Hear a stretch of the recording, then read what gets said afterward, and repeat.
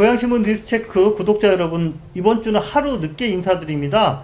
오늘 그러니까 21일 그 중요한 발표가 있어서 그 소식을 여러분에게 전해드리기 위해서 수요일 날 인사드리게 됐습니다. 네, 이번 주 뉴스체크 헤드라인입니다. 대화 송포 JDS의 대규모 공영개발 발표. 고양시 내년 예산 3조 723억 원. 장항습지 지뢰 위험. 해법은 오리무중. 방치됐던 북한산성 군영지 드디어 문화재로 지정됐습니다. 이번 주 특이하게 스포츠 소식 두 가지 전해드립니다. 19살 고양시청 소속 역도선수 실록 선수가 세계선수권 3관왕 신기록을 세웠습니다. 16살 태권도 유망주 고양고 김윤영 선수를 만났습니다. 네, 대화, 송포, 가자동 요쪽 소식이 1년 내내 잠잠하더니 이거 연말에 대형 이슈가 팡팡 터지고 있습니다. 이성우 기자님이 중대 발표를 좀 해주시기 바랍니다. 고양시와 경기도가 중대 발표를 했습니다. 방금 전에 들어온 소식인데요. 경기도와 고양시 그리고 경기도공, 고양도공 이렇게 4개 기관이 약 6조 원을 투입해서 고양시 일산 서구에 150만 평 JDS 지구에 공공개발을 추진하겠다, 이렇게 발표했습니다. JDS가 뭔지 좀 아시죠? 한번 설명을 해주시면. 장항, 대화, 송포, 송산 요 약자니까 요게 이제 고양시 일산 서구 쪽에 큰 그런 행정동들의 첫 머리 글자를 딴 거죠. 예, 이게 뭐 한 20년 가까이 이쪽 지역이 개발될 것이다, 이렇게 얘기했었는데 지금 일부는 개발이 끝났잖아요. 장항동 지역을 중심으로 킨텍스 쪽이랑. 그런데 남아있는 지역이 바로 송산, 송포 이쪽 지역인데 이쪽 지역을 개발하겠다, 지금 이런 뜻입니다. 자, JDS 지구 개발 이 얘기 뭐 워낙 오래전부터 들었는데 이거 도대체 뭐 되는 것도 없고 안 되는 것도 없고 이렇게 시간이 계속 흘렀는데 지금 와서 이 발표가 이렇게 난 배경이 뭘까요? 예, 지금 와서 발표한 이유는 지금까지 이제 여기는 그래도 고양시, 파주시를 통틀어 가지고 개발하기에는 가장 좋은 입지에 있다. 그럼요. 예, 누가 봐도 이제 그런 입지인데 그러다 보니까 개발 압력을 너무 많이 받아왔어요. 그러다 보니까 소규모로 난개발이 될 가능성이 처한 거죠. 이렇게 난개발로 방치하는 것을 두고 보기보다는 공공이 고양시랑 경기도가 힘을 합쳐가지고 좀 깨끗하게 좀 완성된 도시로 만들어보자, 그런 취지입니다. 네, 그러면은 그 구체적인 내용이 지금 뭐 보도자료가 아주 간단히 나왔기 때문에 좀 추정하기가 어렵긴 하지만 그래도 그동안 취재하신 정보를 좀 말씀을 해주세요. 트램 얘기가 나오고 있어요. 그러니까 그 요즘에 도시를 만들다 보면은 가장 중요한 게 교통 문제잖아요. 교통 문제가 해결 안 되면은 도시 개발이라고 할 수 없죠. 기존 철도망이라고 하면은 3호선이 있습니다. 3호선 확장 또는 3호선과 연계해서 트램을 만들겠다, 지금 이렇게 발표가 돼 있어요. 주변에 지금 JDS 지역 내에 장항 공공주택 지금 이게 다 실시가 되고 있죠. 네, 착공을 했죠.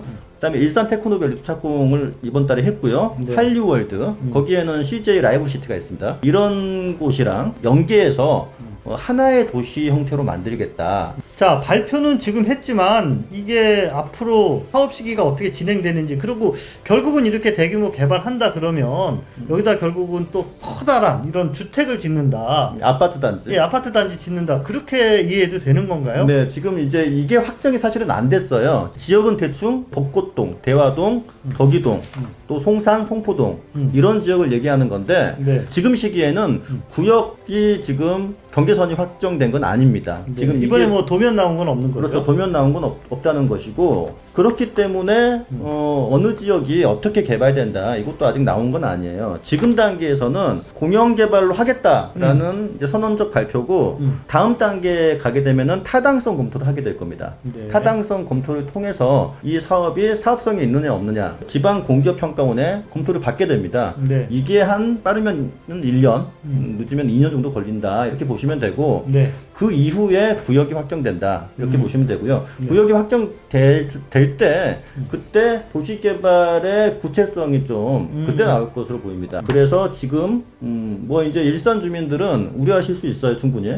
아파트만 또 때려 박는 거 아니냐, 이렇게 우려되는데 당연히 그렇게 가지 않으려고 노력을 하겠죠.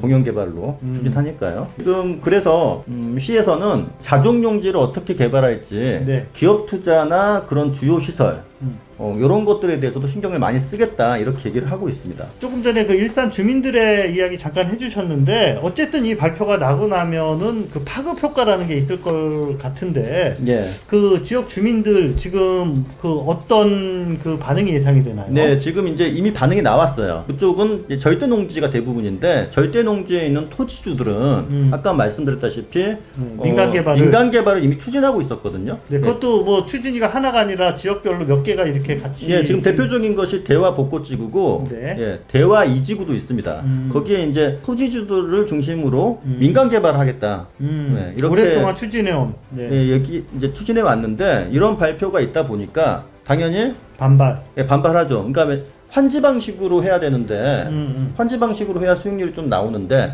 토지주 입맛대로 이제 도시 개발할 수 있는데 이거는 수용 방식으로 하게 됐을 때는 우리의 재산권이 침해된다.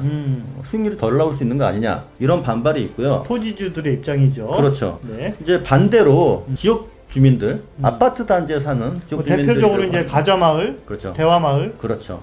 이쪽 주민들 입장은 대환영입니다, 사실은. 아, 공공개발에. 예, 공공개발 대환영이고 도시개발이 어떻게 될지는 확정 지을 수는 없지만 공공개발이 됐을 때 그래도 공익성이 좀 담보되지 않겠느냐. 그리고 어떤 교통이라든가 그 문제들이 더 해결될 것이다 분명히. 속도감이 붙을 거다. 예, 뭐 특히나 가자동 사람들은 3호선 연장 굉장히 간절히 바라고 있거든요. 네. 뭐 10년 넘게 바라고 있었는데 내년 여름에 이제 거기 타당성 나온다 그랬는데 인구가 늘어난다 그러면 당연히 빚이나 이런 게 올라갈 수 있겠죠. 예. 자, 마지막으로 하나 더 궁금한 게 있습니다. 지금 이렇게 어쨌든 개발 발표가 났으면 지금 이 시점부터 이제 그 지역의 토지주들이나 이런 분들이 지금 그 개인적인 개발 행위 이거는 바로 어떻게 금지가 되는 건가요? 어떻게 되는 거예요? 네, 그거는 따로 별도로 금지를 하진 않고 있어요. 네. 근데 하지만 이제 2011년에 JDS 지구를 기준으로 별도의 기준을 만듭니다. 개발 행위 허가에 대해서. 네. 그 기준에 따르면은 음식점이라든가 공장,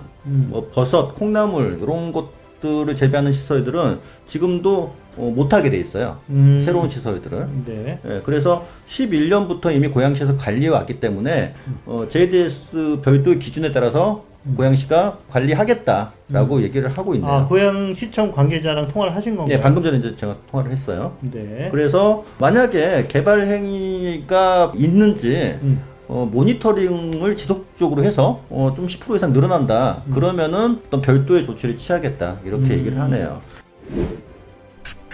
네, 첫 번째 소식이 워낙 이제 중요한 뉴스다 보니까 네. 굉장히 길게 녹화가 됐는데 다음 뉴스는 좀 짧게 그래야 진행하겠습니다. 되겠네요. 내년도 본예산 뉴스인데 본예산 규모가 3조 723억 원입니다.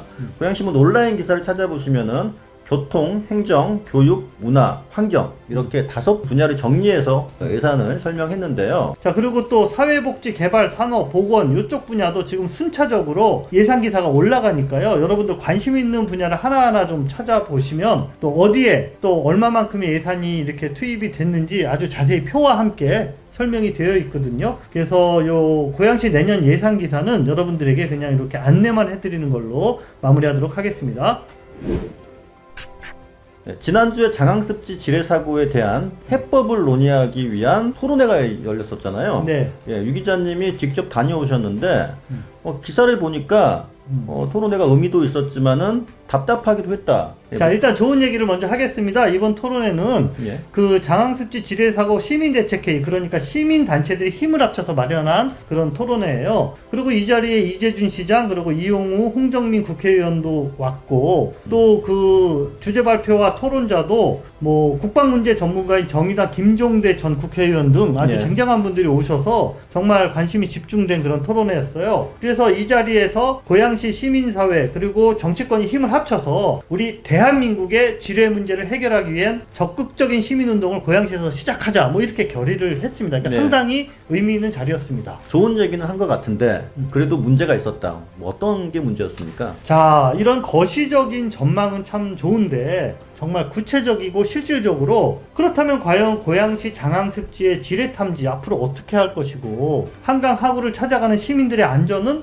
어떤 방법으로 보장할 것인가 이런 거에 대한 논의가 전혀 진전이 되지 않아서 듣는 저로서는 정말 좀 답답함을 느낍니다. 그러니까 거시적인 얘기만 하고 실제로 지금 이 문제를 어떻게 풀어야 될지 이 문제에 대한 해법은 얘기 못했다 그 얘기입니다. 하나만 예를 들면 군 관계자가 한 명도 여기를 오지를 않았어요. 예, 그러니까 국방부는 물론이고 뭐 지역 구사단 관계자도 안 왔는데 마이크 잡는 분마다 다 군의 책임만 성토를 했어요. 그래서 도대체 누구 들으라고 하는 성토인지 그 시간에 예. 그럼 우리가 어떻게 대처할 것인지 나는 차라리 그거를 좀 논의했으면 좋겠다라는 예. 답답함이 있었습니다. 예, 그렇다면은 장학습 지뢰 문제 네. 어떻게 풀어야 된다고 보십니까? 해법은 저도 당연히 어렵지만 그래도 우선은 한강유역 환경청과 고양시가 서로 책임, 권한의 소재를 분명히 좀 정리했으면 좋겠고요. 그 다음에 지뢰 탐지를 과연 이렇게 수수방관하는 군에만 맡길 것이냐 아니면 민간 전문가들과 적극적으로 함께 협의할 것이냐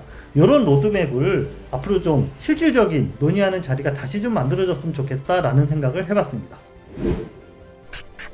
오랫동안 폐허로 방치되어 있던 북한 산성의 핵심 군영시설이 드디어 문화재로 지정이 됐습니다. 정확한 명칭은 고양 북한산성 관성소지 및 상창지인데요. 이번에 경기도 기념물로 등재가 됐습니다. 관성소지 또 상창지 명칭이 생소해요. 중요한 시설인가요 이게? 네, 중요합니다. 북한산성은 단순한 성곽이 아니고요. 이제 전쟁이 발발하면은 그 왕조와 조정 그리고 한양 도성의 백성들까지 한꺼번에 예. 여기로 피난을 오는 그런 피난성이거든요. 예. 그렇기 때문에 많을 때는 여기 한 1600명의 군이 주둔을 했고요. 승군까지 합쳐서. 그리고 군량미도 5만 석씩이나 여기다 보관을 했습니다. 네. 그래서 이런 군사와 행정의 가장 핵심이 되는 시설이 관성소 그리고 상창 요 두 가지 시설이 하나의 울타리 안에 있었거든요. 바로 거기입니다. 유 기자님이 또 이런 분야에 관심이 많으시잖아요. 그래서 도서관에 가서 옛날 네. 지도까지 찾아보셨더라고요. 네, 맞습니다. 18세기 제작된 북한산성 고지도 제가 여러 개 찾아봤더니 그 북한산성 행궁위에 바로 관성소 상창 넣은 지도를 지금 사진에서 보시는 것처럼 여러 장 이렇게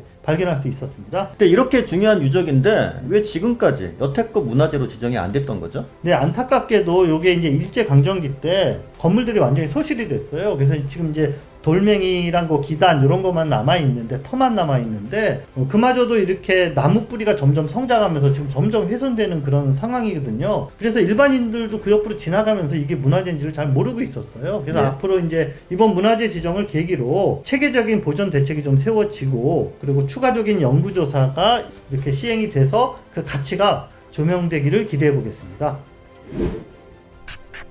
네, 고양신문이 1년에 한두 번 스포츠면을 짜는데 예. 지난주에는 우리 이성우 기자님이 스포츠 전문기자로 잠시 변신을 했네요. 자, 두 가지 종목 소식, 역도 그리고 태권도 소식인데 먼저 역도부터 보겠습니다. 고양시청 역도팀 소속인 19살의 실록, 이름부터가 약간 신기록 같은 느낌이 드는데 이 선수가 세계 역도 선수권에서 사상 첫 3관왕을 기록했다. 만 19살에 신예인데 장미란 선수의 기록을 뛰어넘었다. 뭐냐면은 욕도에 인상이 있고 용상이 있습니다. 인상은 한 번에 들어올리는 거고 용상은 한 단계를 거쳐서 들어올리는 건데 요 기록이 다 1등을 했어요. 거기에 합계 기록까지 하면 당연히 1등이겠죠. 그러다 보니까 한 대회 나가서 인상, 용상, 합계 기록 다 합쳐가지고 3개의 금메달을 땄다. 이게 장미란도 해보지 못한 기록이라는 겁니다. 네, 고양시청 역도부가 정말 명문으로 이름이 났는데 이번 대회에서 그 진윤성 선수도 금메달을 추가했다고요? 진윤성 선수가 이제 남자 102kg급 경기에 나갔는데 이번에 인상 종목에서 금메달을 땄습니다. 이렇게 중요한 선수들 직접 가서 만나보면 좋았을 텐데 만나지는 못하셨다고요? 네, 저희가 이제 그 고양시청 최종근 감독이랑 이제 계속 카톡을 했는데 대회 나가 계시니까 해외에 예, 우즈베키스탄에 계시거든요. 그래서 이제 그분이랑 계속 이제 소통하면서 취재를 했고요. 네. 이번에 이제 최종근 감독 말로는 이번 대회에서 한국 남자 선수가 5개의 금메달을 땄는데 그 중에 4개 금메달을 고양시청이 내 제자들이 땄다. 예, 고양시청에서 땄다. 이렇게 자랑을 좀 하셨어요. 자, 이어서 이번에는 태권도 유망주 한번 만나보겠습니다. 고양고등학교 태권도부 1학년 김윤영 선수라고요? 네, 이 선수를 왜 만나게 됐냐면은 이 선수가 고등학교 1학년인데 국가대표 선발전에 나가가지고 예선전에서 1등을 했어요. 아니 우리나라 태권도 정말 강한 나라인데 예. 국내 1위를 했다고요? 예, 그러니까 예선전에서 1등을 했습니다. 그러니까 예선전에 네노라는 선수들이 60명이 딱 나왔거든요. 그 중에서 1차 선발전에서는 떨어졌는데 2차 선발전에서는 1등을 했어요. 그 국가대표 됐나요? 그게 이제 이번 기사의 핵심인데 네. 국가대표 최종 선발전에 못 나갔어요. 안타깝게도. 아 이유가 이유는 코로나 자가격리. 아 예, 본인이 걸린 게 아니고 팀 네. 내에서 이제 걸린 선수가 있었는데 그러다 보니까 자가격리가 됐는데 하필 대회를 7일 앞두고 자가격리가 됐어요. 그러니까 자가격리는 10일이니까 대회에 못 나간 거죠. 직접 가서 만나보셨는데 뭐 슬퍼하고 있던가요? 아 근데 이 친구가 굉장히 성격이 쾌활해요. 아. 그래서 안타까웠냐? 당연히 안타까웠지만은 내년에도 충분히 가능성이 있다고 본다. 아직 뭐 나이가 젊으니까 앞으로 네. 할 일이 훨씬 많겠죠. 고양시의 젊은 스포츠 선수들이 내년에는 좀 더 큰 성취를 이루기를 응원하겠습니다.